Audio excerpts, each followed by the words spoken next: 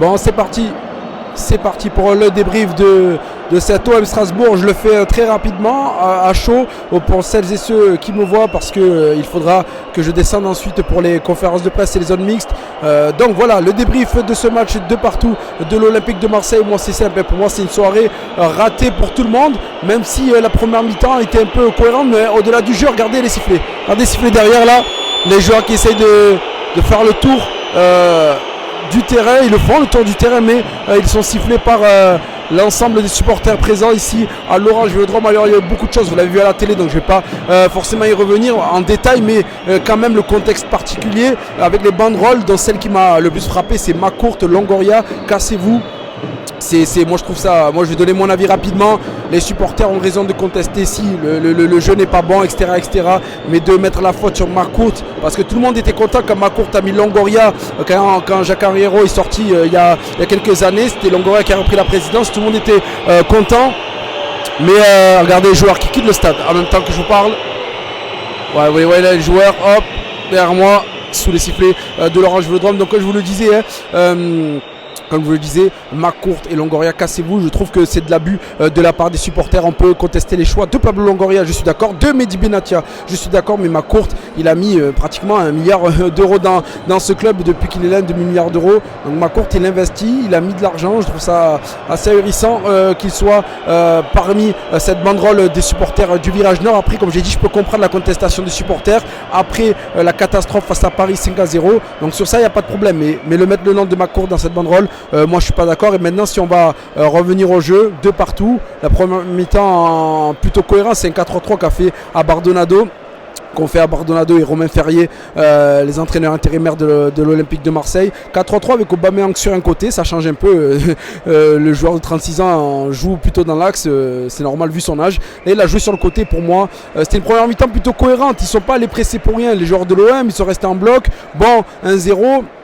Ensuite les 2-0 en reprise, mais je trouve que la deuxième mi-temps était très mauvaise, parce qu'il y a la volonté de ne pas se découvrir, de ne pas presser, ça je suis d'accord et c'est très bien, mais quand même plusieurs fois l'OM s'est fait transpercer. Donc pour moi c'est une mauvaise deuxième mi-temps. Après les Strasbourgeois, on rappelle, but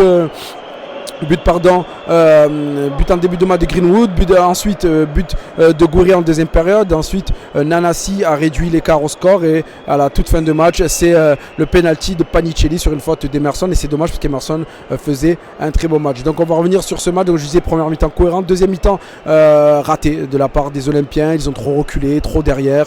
Il n'y a que Ouéa qui essaie d'aller de l'avant, de percuter. Il y a des joueurs qui sont un peu cachés aujourd'hui, et je trouve que le match au final est pas bon sur un 10. C'est une première mi-temps où je mettais 6, et c'est une deuxième mi-temps où je mets 3,5, 4, donc ça fait un match à 4, allez, 4, 5 sur 10, même 4. Ok, Strasbourg est une bonne équipe, ok, c'est un club qui va jouer le top 4 en Ligue 1 cette saison, mais Strasbourg était prenable à domicile.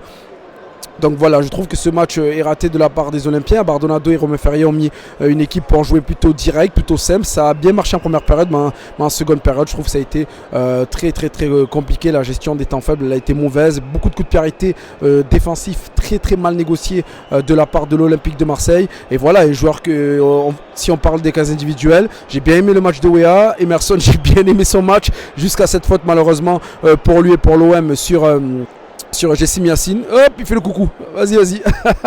Ils sont là avec le sourire quand même, les supporters marseillais. Donc voilà, c'est malgré tout une mauvaise soirée pour l'OM. Je disais Emerson qui a finalement raté son match sur ce geste-là, parce que le match était très bon, et c'est une erreur parce qu'il dégage et il scanne pas avant, il regarde pas s'il y a un joueur derrière. Donc Jessim Yassine qui obtient ce penalty. Et ensuite voilà, des joueurs encore douteux. Pavard était très douteux. Aguerd, c'est pas mal, mais des fois ça perd un peu des ballons. Donc voilà, par Ouéa, je disais Emerson avant sa boulette et Timber, les joueurs n'ont pas fait un énorme match. Et bien sûr Gouiri, Greenwood, c'est pas mal devant.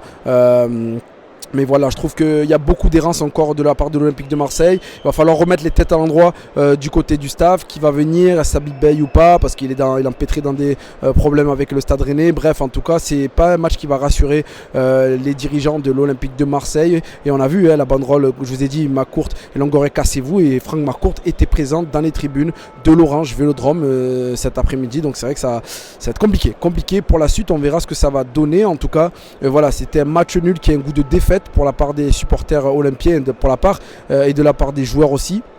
On les a sentis très marqués, très déçus. Donc on va voir ce que ça va donner. En tout cas, voilà, si je peux faire rapidement mes tops, je dirais Timber qui a fait un énorme match. Rouli, même si sur le penalty, il a été assez, il n'a pas eu la même ferme, il a été assez douteux lui aussi.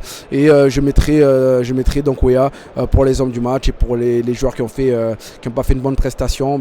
Il y en a plusieurs, mais je dirais que Pavard a été douteux ce soir. Et Højbjerg, je le mets.